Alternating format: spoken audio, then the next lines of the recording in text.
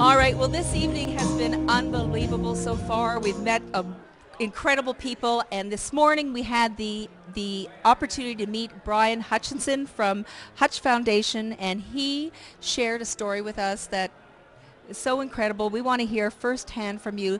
Tell our audience your story. Okay, well, basically, June 12th, 2010, I was playing in a highly competitive softball game. I've enjoyed sports my entire life. It's been my biggest passion. Was captain of 2 sports teams in high school, played semi-pro baseball, got offered to play professionally in Europe. I really have always enjoyed it since the time I was 4. I was playing shortstop this day in a tournament, and a foul ball was hit, and I ran full speed backwards to try and get it. My left fielder was running full speed in to try and get it. I lunged for it, I caught it, but collided with him because he didn't see me. And it flung me backwards, and sadly on this day there was a cement curb in the field. The back of my head smashed open on the edge of it. I suffered multiple skull fractures, traumatic brain injury, ear fracture, jaw fracture, wrist fracture, rib fracture, liquid in lungs, optical 6 nerve paralyzed. The list is long. First thing I can remember is after that I got airlifted to the hospitals.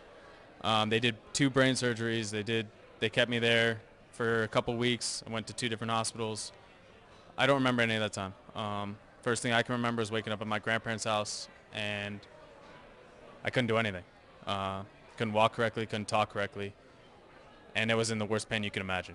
Now, I understand you also you got to a point where I think you mentioned this morning you didn't even want to live. You said like you reached that level of despair, but then you regained hope again. Like, how did that happen? What did it take? And your story from there is also incredible.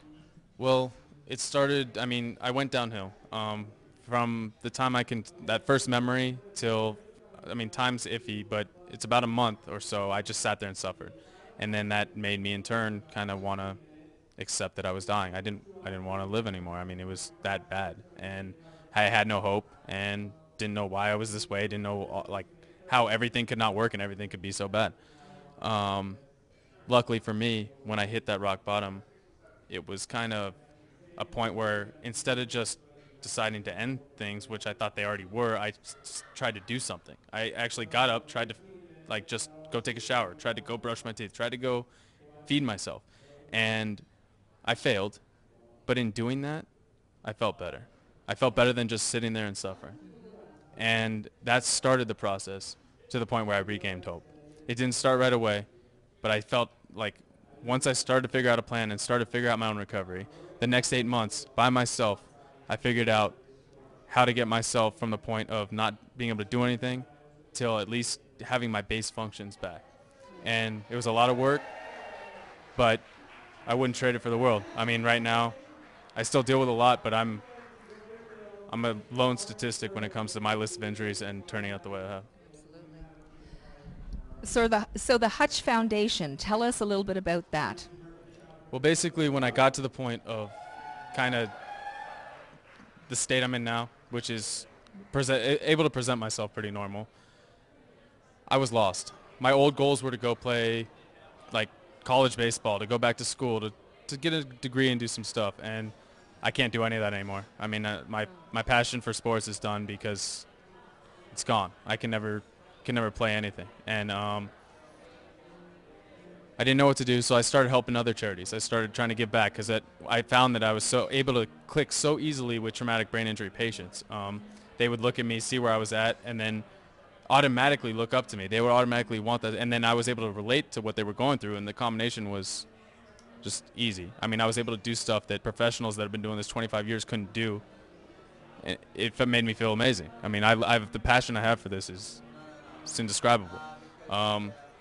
So in turn, I attended a charity event held by the Los Angeles Kings and Luc Robitaille's foundation.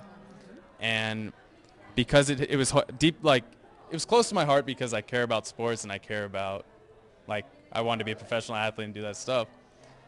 All these people, once they heard my story, halfway through the event, just jumped on board. And these are all professionals. These are all high-end business people. And to know that I could help the patients and then I could also get these people to jump on board who are all so successful and so happy with where they're at, I left there that day saying I wanted to do the same thing they were doing. and it started this, and I'm fortunate that I have some of my best friends in life that have dedicated their entire life to my foundation. They've jumped on board full speed, and I have some great people that I've met throughout the charities, and everyone's I'm appreciative of every second of it. I mean, it's awesome. Well, I think we're going to hear lots of great things from you, and we look forward to looking for you in the future. Thank you so much.